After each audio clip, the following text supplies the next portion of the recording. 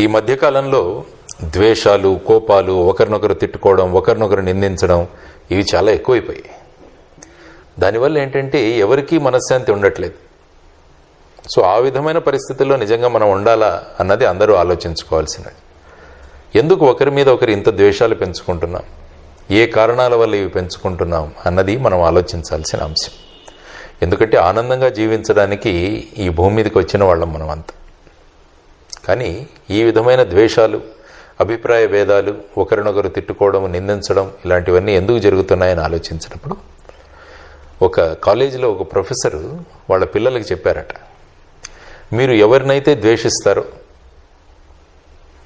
వాళ్ళ పేరు ఒక చిన్న బంగాళదుంప మీద, పొటాటో మీద రాసి, మీకు ఎంతమంది ఈ విధంగా శత్రువులు అవుతున్నారో వారందరి పేర్లు రాసి చిన్న చిన్న బ్యాగుల్లో మీరు ఆ బంగాళదుంపల్ని, పొటాటోస్ని క్లాసుకు తీసుకురమ్మన్నట్ట.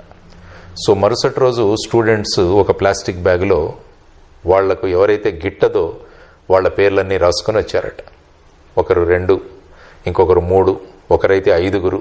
ఈ విధంగా వాళ్ళు ప్యాకెట్లు తీసుకొని వచ్చారట. అప్పుడు వాళ్ళ ప్రొఫెసర్ అన్నారట, వీటిని మీరు మీతో పాటు ఒక వారం రోజులు ఉంచుకోవాలి అని చెప్పారట. అంటే మీరు ఎక్కడికి వెళ్ళినా, ఈవెన్ రాత్రి పడుకున్నా కూడా ఇవి మీతో పాటే ఉండాలి అని చెప్పేసి. కాబట్టి మొదట తీసుకున్నారు.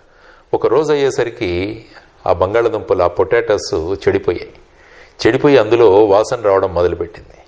అయినా కూడా వాళ్ళు ఈ గేమ్లో ఎంటర్ అయ్యారు కదా, అందుకనే వారం రోజులు వీటిని భరించాల్సి వచ్చింది. అంటే ఇక దుర్గంధం ఎంత పెరిగిపోయిందంటే ఇక భరించలేము అన్న స్థాయికి వాళ్ళు వచ్చేశారు.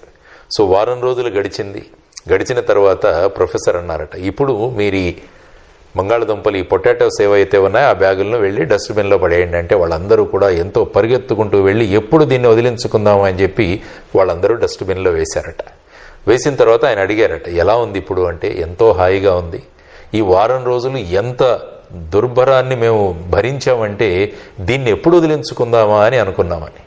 మరి ఒక బంగాళదుంపతో మీకు ఒక వారం ఎంత కష్టమైతే, ఇటువంటి వ్యక్తులు మా శత్రువులు అని చెప్పి జీవితాంతం వాళ్లను మనలో మనం భరిస్తూ వెళ్తున్నాం. దానివల్ల ఎంత దుర్భరం అవుతుంది జీవితం ఆలోచించండి. అందువల్ల మనం ఎందుకు ఎవరితో అభిప్రాయ భేదాలు ఉన్నాయన్నది మనం ఆలోచించుకోవాలి. ఎందుకు అనవసరంగా ఈ వైషమ్యాలు, ఈ విరోధాలు పెంచుకుంటున్నాం అన్నది కూడా ఆలోచించుకోవాలి. అందరితో స్నేహంగా ఉంటూ మంచిని పంచుతూ మనం అందరం కూడా ముందుకు వెళితే ఈ భూమి ఏదైతే ఉందో ఎంతో ప్రశాంతంగా ఉంటుంది, ఎంతో ఆనందమయంగా ఉంటుంది అన్నది ఈ ఉదాహరణ ద్వారా మనం అందరం నేర్చుకోవాల్సిన ప్రధానమైన అంశం. కాబట్టి ద్వేషాలు పెంచుకోకండి, ఒకరినొకరు నిందించుకోకండి, అందరూ కలిసికట్టుగా మంచి ఆనందంతో అందరం ముందుకు వెళదామన్నది ఆలోచించుకోవాల్సిన అంశం. నమస్కారం.